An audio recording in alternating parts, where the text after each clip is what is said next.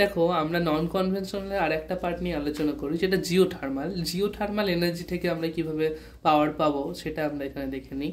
তো একটা কোশ্চেন বলছে, দেখো calculate the useful heat content per square kilometre of a dry rock granite to a depth of 7 kilometre.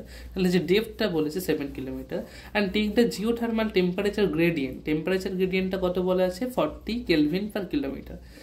Minimum useful temperature as 140 kelvin above the surface temperature T naught. তাহলে তোমার surface temperature যেটা বলে দেওয়া আছে T naught, এবং minimum useful heat content সেটা হচ্ছে 140 kelvin. মানে তোমার যদি একটা ইনিশিয়াল টেম্পারেচার T1 হয়, তোমার সারফেস টেম্পারেচার হচ্ছে টি নট, এই T1 আর টি নটের যে ডিফারেন্স সেটা অ্যাকচুয়ালি বেসিক্যালি বলে দেওয়া আছে 140 কেলভিন হিসাবে, ঠিক আছে। এবং তারপর কি বলছে, রো আর সিআর এর ভ্যালু দেওয়া আছে, এবং what is the time constant per useful heat extraction using a water flow rate, এবং তোমার ওয়াটার ফ্লো রেট বলেছে 1 metre cube per second per kilometre square. Okay, and what is the useful heat extraction rate initial and after 10 years. তোমাকে দেখো basically কয়েকটা formula মনে রাখতে হবে। না, তুমি যে কোনো টেম্পারেচারকে, সেটা T1 বলো বা T2 বলো, সেটাকে তুমি টি নটের রেসপেক্টে লিখতে পারবে। কিভাবে? না, T2 ইজ ইকুয়াল টু আমি লিখতে পারি টি নট প্লাস টেম্পারেচার গ্রেডিয়েন্ট মানে D2 বাই DZ, এবং যেটা দিয়ে তুমি করছিলে, মানে এখানে যার জন্য টেম্পারেচার তুমি 2 নম্বরের জন্য করছো, এখানে তোমার এই যে হাইট মানে ডেপথটা সেটাও হবে 2 নম্বরের জন্য, যেটা আমার পার্টিকুলার কোশ্চেন থেকে আমরা পাবো যে কতটা ডেপথ পেয়ে আছে। এবং সিমিলারলি তুমি T1 কেও লিখতে পারবে, T1 is equal to T not plus DT by DZ, এবং যেহেতু এখানে 1 ছিল তাই Z1। তো এটা একটা ফর্মুলা তুমি মনে রাখো। আর দেখো ইউজফুল হিট কন্টেন্টের জন্য তোমাকে একটা ফর্মুলা মনে রাখতে হবে, পার স্কোয়ার কিলোমিটার ছিল বলে আমি E0 বাই এ মানে এরিয়া দিয়ে ভাগ করে দিলাম। তাহলে এটা কত পাবো না, এটা তোমার ফর্মুলাটা হচ্ছে rho R CR Z2 minus Z1 into T2 minus T1 by 2। তোমার রো আর সিআর এর ভ্যালু জানা, Z1 দেখবো আমরা এই কোশ্চেনের জন্য কি আছে, এবং T2 মাইনাস T1 টেম্পারেচার তোমরা একটা বুঝতেই পারছো যে একটা টি নট টেম্পারেচার, একটা T1 আছে, এবং T2তে তোমাকে আলটিমেটলি জিনিসগুলো সেটা করতে হবে, সেটা আমি তোমাকে বোঝাচ্ছি। এবং আর একটা জিনিস বার করতে বলছে, টাইম কনস্ট্যান্ট বার করতে বলছে। টাইম কনস্ট্যান্ট টাও যদি বলি, তার ফর্মুলা হয় rho R CR Z2 minus Z1 divided by V0 বলতে পারো, বা এটাকে ফ্লো বলতে পারো, যেটা তোমার এখানে বেসিক্যালি দিচ্ছে ওয়াটার ফ্লো রেটটা, এবং রো ডাব্লিউ সি ডাব্লিউ। তো rho W C W, rho W মানে হচ্ছে ওয়াটারের ডেনসিটি, সি ডাব্লিউ মানে এই যে স্পেসিফিক যে হিট ভ্যালুটা যেটা আছে সেটা ওয়াটারের জন্য কত হবে সেটা। তো বেসিক্যালি এই তিনটে ফর্মুলা তোমরা খাতায় লিখে নাও, এবং দেখো আমরা অঙ্কটাকে কিভাবে সলভ করছি। দেখো তাহলে প্রথমত আমাকে কি বলা হচ্ছে, একটা ডিস্টেন্স বলেছে 7 কিলোমিটার, এবং টেম্পারেচার গ্রেডিয়েন্ট মানে 40 কিলোমিটার কেলভিন পার কিলোমিটার সেটা বলে দেওয়া আছে। এবং তোমাকে আমি বোঝালাম যে এই দুখানা মানে তোমাকে বলে দিয়েছিল কোশ্চেনে যে সারফেস টেম্পারেচারের অ্যাভোভ সেটা 140 কেলভিন গেছে, মানে T1 যেটা basically T1 minus T not সেটা বেসিক্যালি হচ্ছে 140, বোঝা গেল।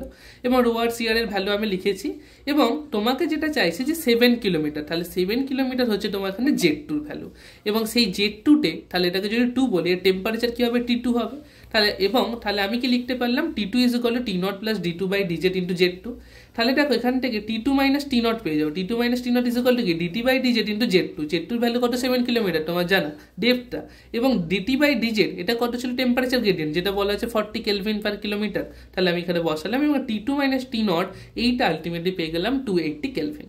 দেখো, এবং সিমিলারলি আমি T1 এর রেসপেক্টে করতে পারি, T1 is equal to T not plus DT by DZ into Z1 করতে পারি। এটাকে আমি জি ধরেছিলাম, আর তুমি না ধরতেও পারো, কোনো অসুবিধা নেই। এবং এটা DT বাই DZ এটা যদি জি ধরে নাও, তাহলে কি পাবে দেখো, T1 মাইনাস টি নট এদিকে আনলাম ডিভাইডেড বাই এটা যদি জি মানে এই টেম্পারেচার গ্রেডিয়েন্টটা করলে তুমি এখান থেকে Z1 পেয়ে যাবে, কারণ তোমার এই Z1টা জানা নেই, তোমার যে ডেপথটা বলা ছিল এটা ছিল Z2 মানে 0.2 এর জন্য। তাহলে দেখো এখান থেকে কি পাবো, T1 মাইনাস টি নট সেটা বেসিক্যালি তোমার ছিল 140, তুমি প্রথমেই পড়েছো, ডিভাইডেড বাই জি মানে হচ্ছে এই তোমার টেম্পারেচার গ্রেডিয়েন্টটা সেটা কত 40। তাহলে 140 বাই 40 সেটা এখান থেকে আমি Z1 পেয়ে গেলাম। Z1 এর ভ্যালু কত দেখো 3.5 কিলোমিটার। তাহলে এখন আমার Z2 জানা এবং Z1 জানা। নেক্সট আমরা কি করেছি দেখো, আমার ইউজফুল হিট কন্টেন্ট চাই। তো তার আগে আমি যেটা বেসিক্যালি বার করে নিলাম যে T2 মাইনাস টি নট আমার জানা ছিল 280, T1 মাইনাস টি নট আমার জানা 140।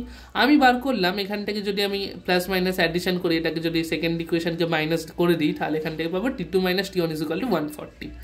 আচ্ছা, এটা আমি কোথায় ইউজ করব, আমার ইউজফুল হিট কন্টেন্টের ফর্মুলা T2 মাইনাস T1 ছিল, তাই আমি এটা বার করে নিলাম এই দুটো ফর্মুলা থেকে, এই দুটো ইকুয়েশন থেকে। তাহলে দেখো এই ইউজফুল হিট কন্টেন্টের ফর্মুলা তুমি বলেছি rho R CR Z2 minus Z1 T2 minus T1 by 2।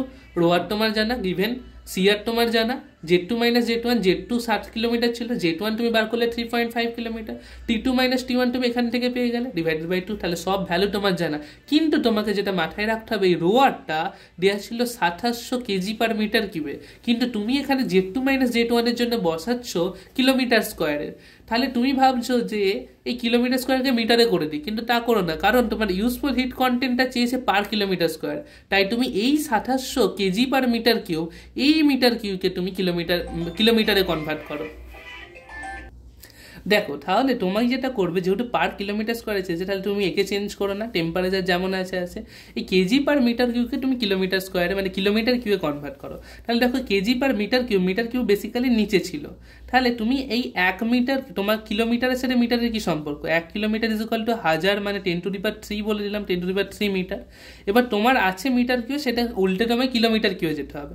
তুমি যদি বলো 1 মিটার ইজ ইকুয়াল টু কত কিলোমিটার, তাহলে তোমাকে বলতে হবে 10⁻³ কিলোমিটার। এবার এটারই যদি তুমি কিউব করতে চাও, তাহলে কত হয়ে যাবে 10⁻৯ কিলোমিটার কিউব, 1 মিটার কিউব সমান।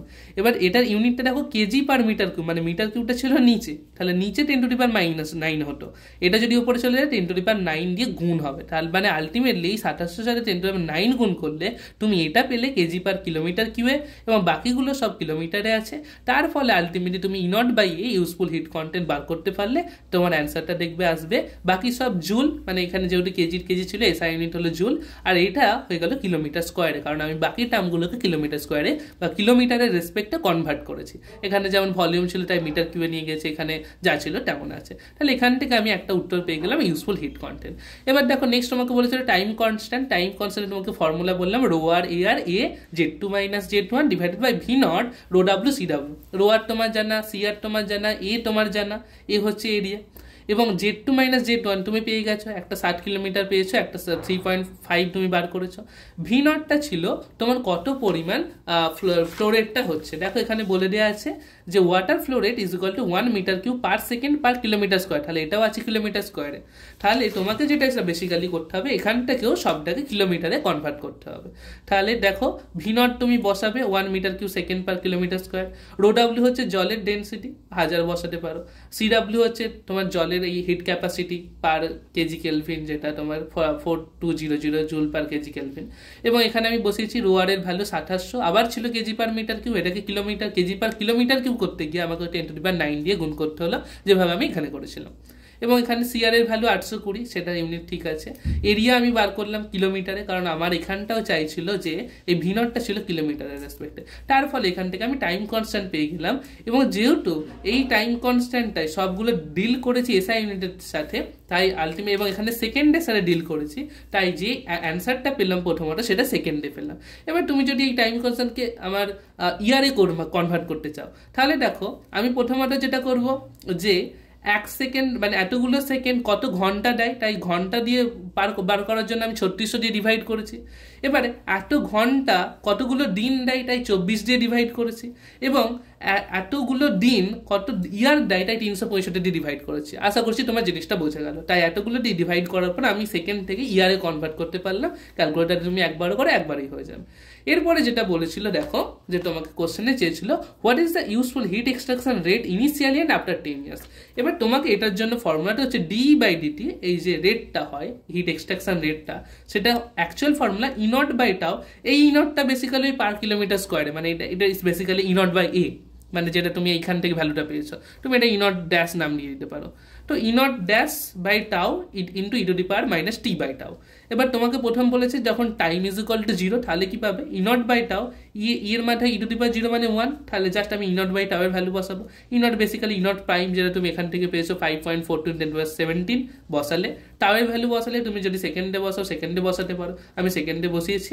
এবং ওপরে ছিল তাহলে জুল, এখানে হলো সেকেন্ড, তার মানে তুমি জুল পার সেকেন্ড মানে কি ওয়াটে পাবে, এবং আমি মেগাওয়াটে আলটিমেটলি কনভার্ট করেছি। এবং পার কিলোমিটার স্কোয়ারে, যেহেতু বাকি সব কিলোমিটার স্কোয়ারের সাথে ডিল করেছি, তাহলে এখান থেকে একটা উত্তর পেলাম যে টাইম ইজ ইকুয়াল টু 0-তে হিট এক্সট্রাকশন রেট কত, সেটা হয়ে গেল। এবার টাইম যদি 10 ইয়ার্স হয়, তাহলে আমি এখানে টাইমের জায়গায় জাস্ট 10 বসাবো। দেখো তাহলে 294, এই রেশিওটা তো আমার জানা E0/τ। এবার এইখানের টাইমে যদি এখানে যদি তুমি সেকেন্ডে বসাও টাউকেও সেকেন্ডে বসাতে হবে, এখানে যদি তুমি ইয়ারে বসাও এখানে ইয়ারে বসাতে হবে। তুমি চাইছো 10 ইয়ার একবারে বাস করতে, আমি 10 বসালাম।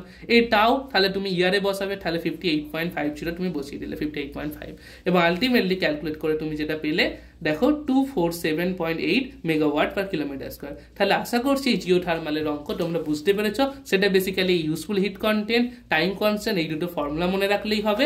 এবং তোমাকে যেটা বোঝালাম যে কোনো টেম্পারেচার T2 কে আমি এইভাবে লিখতে পারি, T0 প্লাস টেম্পারেচার গ্রেডিয়েন্ট, এবং যেটা চাইছি 2 নম্বর পয়েন্টের জন্য হলে 2 নম্বর পয়েন্ট, 1 নম্বর পয়েন্টের জন্য হলে 1 নম্বর পয়েন্ট। তো আশা করছি তোমরা বুঝতে পেরেছো।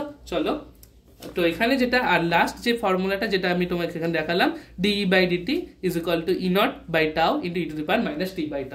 তো এই ফর্মুলার মাধ্যমে তুমি কিন্তু এটা সলভ করতে পারবে। যদি ভিডিও ভালো লেগে থাকে অবশ্যই লাইক, শেয়ার এবং সাবস্ক্রাইব করে দিও।